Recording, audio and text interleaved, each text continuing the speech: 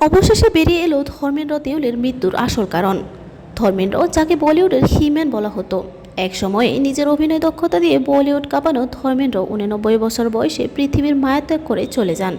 তার মৃত্যুতে শোকাগ্রস্ত সকল বলিউড প্রেমীরা। তবে কিভাবে মৃত্যু হলো ধর্মেন্দ্রর, অনেকেই জানেন না।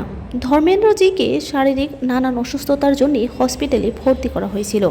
তার মৃত্যুর ভুয়া খবর ছড়িয়েও পড়েছিলেন সোশ্যাল মিডিয়াতে, কিন্তু তার ভক্তদের অসংখ্য প্রার্থনার জন্য তিনি সুস্থ হয়ে বাড়িও ফিরে এসেছিলেন। তবে তার এই সুস্থতা স্থায়ী ছিল না। তিনি সুস্থ হয়ে বাড়ি ফেরার পরই হঠাৎ ওনার শ্বাস নিতে কষ্ট হয় এবং শ্বাসজনিত কারণেই ওনার মৃত্যু হয়। ওনার মৃত্যুতে শোকাগ্রস্ত দুই পরিবারই।